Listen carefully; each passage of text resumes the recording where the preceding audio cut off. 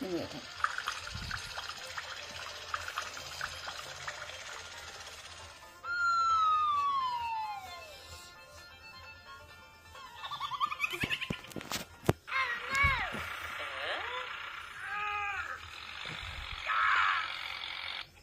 হয়েছে বাবা।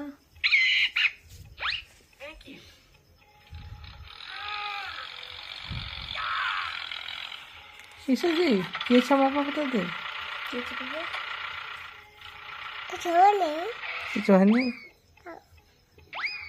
ওষুধ খাবে না? খেয়েছি। কখন? এখনই। এখনই খেয়েছ?